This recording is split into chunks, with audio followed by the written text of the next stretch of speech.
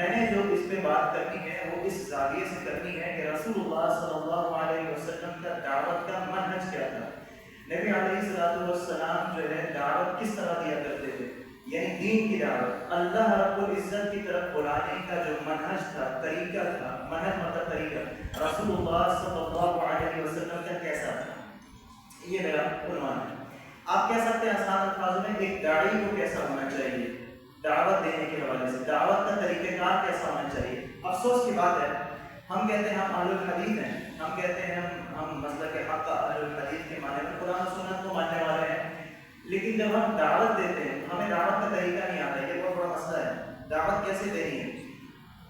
آپ کے سامنے چونکہ وقت مختصر ہے اور باتوں کو جمع کرنا ہے، بات سمجھانا ہے، میں اس انداز سے بیان نہیں کروں گا کہ نبی صلی اللہ علیہ وسلم کے حوالے سے کوئی باتیں یعنی مثال بیان کرنا پھر اس سے نکالنا.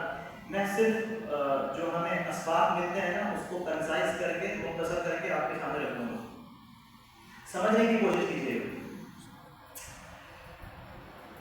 ہمارے یہاں کیا ہوتا ہے، پہلے اس کو سمجھیں. آپ نے کسی سے بات کرنی ہے، کسی کو دعوت دینی ہے، آپ کے سامنے ہمارا کوئی مقلد بھائی بیٹھا ہوا ہے، ساتھی بیٹھا ہوا ہے، کوئی بھی ساتھی کسی بھی جماعت سے فرقے سے اس کا تعلق ہے. آپ اس بھائی کو کیا کرتے ہیں، ہمارے بہت سارے اہل حدیث ساتھی کہ یا تو فی الفور نقد شروع کرتے ہیں، نقد فوری طور پہ نقد شروع کرتے ہیں. نقد یعنی تنقید شروع کرتے ہیں، کرٹیسزم اسٹارٹ کرتے ہیں فوری طور پہ کہ دیکھیں آپ کی کتاب میں یوں لکھا ہوا ہے، قرآن و سنت میں یوں لکھا ہوا ہے، فلاں صاحب نے آپ کے جس کے آپ ماننے والے ہیں اس نے یہ کہا اور قرآن میں یہ لکھا ہوا ہے. یہ ایک ہمارا دعوت کا طریقہ بن گیا، یہ ایک عمومی طریقہ ہے. اگرچہ یہ ایک طریقہ ہے لیکن کیا رسول اللہ صلی اللہ علیہ وسلم نے دعوت اسی طرح شروع کی تھی؟ نہیں. دعوت کے کچھ مراحل ہوتے ہیں، مبلغ کی کچھ اوصاف ہوتے ہیں، مبلغ کو کچھ چیزیں دیکھنی پڑتی ہیں، وہ ہم سمجھیں. میری بات کو سمجھیے، عنوان ایسا نہیں کہ خطیبانہ انداز اپنایا جائے.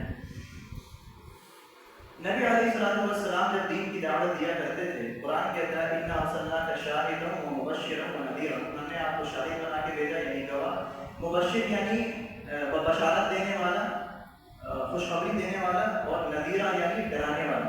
یہ اللہ کے نبی صلی اللہ علیہ وسلم کی کچھ موٹے موٹے اوصاف ہیں. میرا بھی عنوان یہ، آپ جب کسی کو دین کی دعوت دیا کرتے تھے آپ اس کو جہنم سے ڈراتے تھے، آپ اس کو جنت کی ترغیب دلاتے تھے. آپ اس کے سامنے میدان حشر جو ڈے آف ججمنٹ ہے، حشر کا دن ہے، اس کو بیان کرتے تھے، اس کے کچھ مناظر بیان کرتے تھے. آپ بتایا کرتے تھے کہ یہ کرو گے تو اس کا یہ صلہ تمہیں ملے گا. اور آپ جنت کی کچھ محلات کا ذکر کیا کرتے تھے ترغیب دلانے کے لیے کہ اسلام قبول کرو یہ ہوگا. آپ سب سے پہلی دعوت ہے کہ نبی صلی اللہ علیہ وسلم نے سب سے پہلی دعوت دی کہ پڑھ لو لا الہ قولوا لا الہ الا اللہ، پڑھ لو لا الہ الا اللہ اور اللہ کا مجھے رسول تسلیم کر لو اور اس کا تمہیں اجر کیا ملے گا، ترغیب دلائی کہ تم عرب اور عجم دونوں پر چھا جاؤ گے. یہ اس کی کیا تھی، ترغیب تھی. یہ کہا کہ تمہیں اجر ملے گا اس کا دنیا کے اندر. رسول اللہ صلی اللہ علیہ وسلم جب کسی کو دین کی طرف بلاتے تھے، کسی کو کسی نیکی کی دعوت دیا کرتے تھے، نماز کے حوالے سے، روزے کے حوالے سے، کسی کو کسی برائی سے روکنا ہوتا تھا، تو اس موقع محل کے اعتبار سے اس کو جنت کی یا جہنم کی کوئی وعید سنایا کرتے تھے یا جنت کی کسی حوالے سے اس کے سامنے منظر بیان کیا کرتے تھے تاکہ اس کو ترغیب ہو. ہم عمومی طور پہ یہ کرتے ہیں جیسا کہ میں نے بیان کیا کہ ہم اس کے جو نقائص ہیں اس کو سامنے رکھتے ہیں اور اس کے اندر ہوتا ہی ہے کہ سامنے والے کی تجرید پہلے ہوتی ہے، دعوت بعد میں ہوتی ہے. ایسا نہیں ہونا چاہیے. اچھا ہوتا کیا ہے، نفسیاتی سائیکولوجیکل جو مسئلہ ہے وہ کیا ہے، یہ کیوں ہے. جب آپ کسی کو دین کی دعوت دیتے ہوئے جہنم کا ذکر کرتے ہیں، میدان حشر کی بات کرتے ہیں، قبر کے عذاب کی بات کرتے ہیں، اس کا دل نرم ہوتا ہے. یہ دل کو نرم کر دینے والی چیزیں ہیں. انسان کے بعض جذبات اور احساسات آنسوؤں کی شکل میں رہتے ہیں. یہ دل کو نرم کرنے کی ایک سورس ہے. جب دل نرم ہو جاتا ہے، کھیتی نرم ہوتی ہے تو پودا لگانا آسان ہوتا ہے. جب دل نرم ہو جاتا ہے تو آپ کی دعوت اس کے دل میں اترتی ہے، اس کے دل میں اترتی ہے.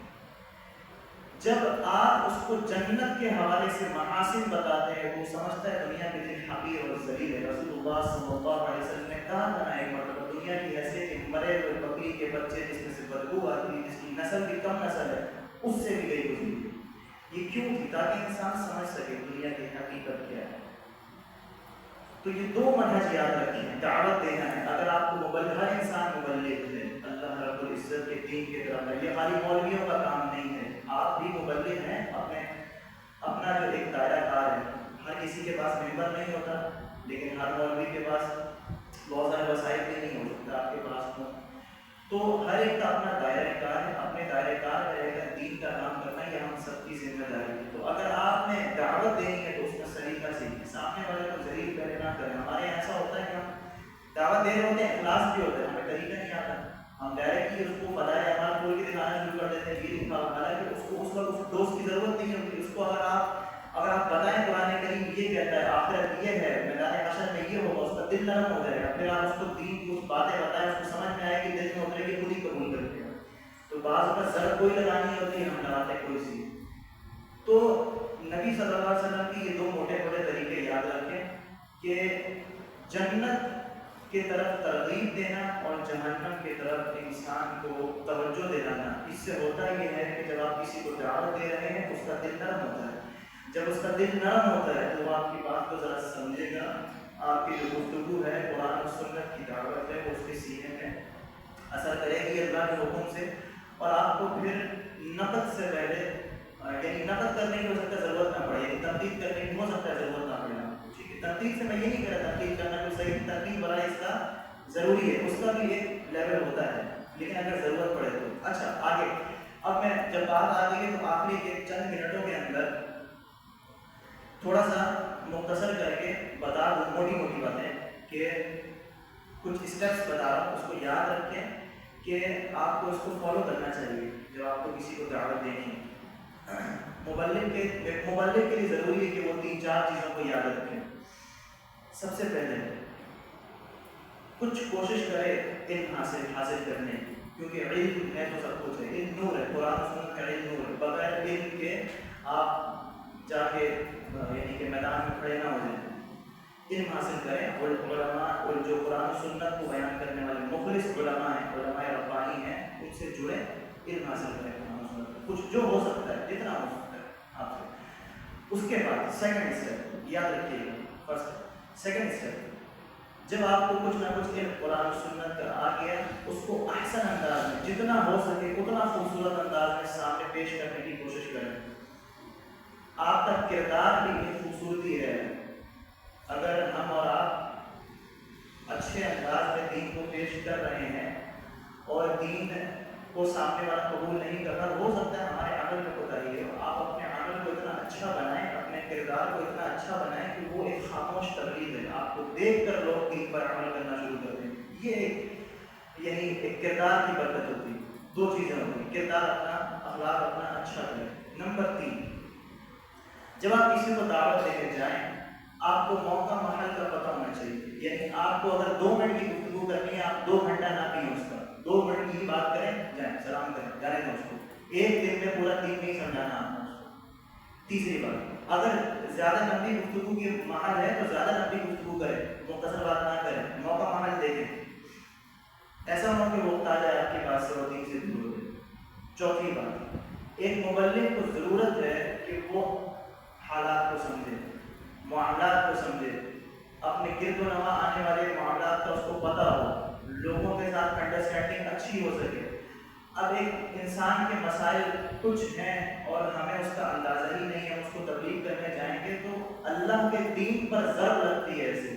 یعنی وہ یہ سمجھے گا کہ بھائی یہ ہمیں دین بتانے آئے. آج بہت سارے لوگ جو ہے نا، مطلب وہ خواہ دین کو برا سمجھنے لگے. وہ کچھ ہمارے داڑیوں کی بھی کچھ اس طرح کی غلطیاں ہیں بعض پر، جو یعنی کہ کچھ تھوڑا بہت پڑھ لیا کہیں سے یہاں سے اور وہ مبلغ بن گئے اور شروع ہو گئے، پتہ نہیں کہاں پہ کیا بیان کرنا ہے. تو اس کی وجہ سے ہوتا یہ ہے کہ ایک داڑھی وہ دین کو ریپرزینٹ کرتا ہے تو دین پر بھی آ جاتی ہے اس سے کہ اگر وہ اچھے انداز میں دین پیش نہیں کرے گا تو دین سے بیکار ہو جاتا ہے. تو آپ کو معاملات کا پتہ ہونا چاہیے، لوگوں کے ساتھ انڈرسٹینڈنگ اچھی ہونی چاہیے آپ کی. کسی کے کیا مسائل ہیں اس کا آپ کو اندازہ ہونا چاہیے.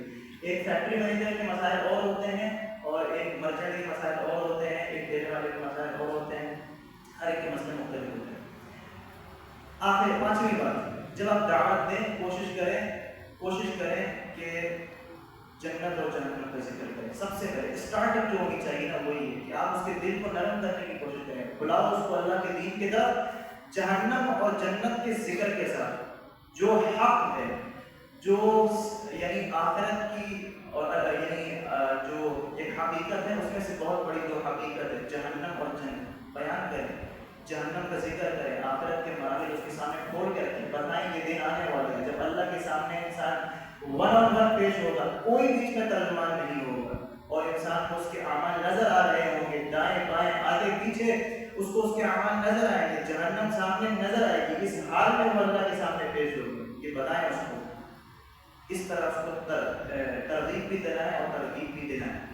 اور آخری بات کہ جب آپ اس طرح دعوت دیں اور سامنے والا، یہ بہت امپورٹنٹ ہے، آخری بات، سامنے والا جب آپ کی دعوت کو ٹھکرا دے، نہ مانے یا آپ کے ساتھ بدسلوکی کرے، تو آپ نے اس کے ساتھ بدسلوکی نہیں کرنی، اس کو اللہ کے لیے برداشت کریں، اللہ کے لیے، اس کو اللہ کے لیے برداشت کریں، وہ آپ کو گالی دے، مارے، آج تو وہ دور نہیں ہے نا ہم کس سے مار کھاتے ہیں، مارے، جو مرضی کرے، اللہ کے لیے اس کو برداشت کریں۔ نبی صلی اللہ علیہ وسلم نے اپنی ذات کے لیے انتقام نہیں لیا، اللہ کے دین کے لیے دیا ہے، تو اس کو برداشت کریں، اللہ کے لیے اس پہ اجر ہی اجر ہے، اجر ہی اجر ہے انشاءاللہ، اور آپ کی دعوت میں اثر پیدا ہوگا اس سے انشاءاللہ۔ یہ چند نکات تھے جو میں نے بیان کیے، ایک مبلغ کو ایسا ہونا چاہیے، رسول اللہ صلی اللہ علیہ وسلم اس طرح دعوت دیا کرتے تھے، اور بہت ساری باتیں ہیں لیکن وہ کی نہیں جا سکتی، بہت مختصر ہے، تو دعا ہے اللہ رب العزت مجھے ایسا مبلغ بننے کی بعمل توفیق عطا فرمائے، اور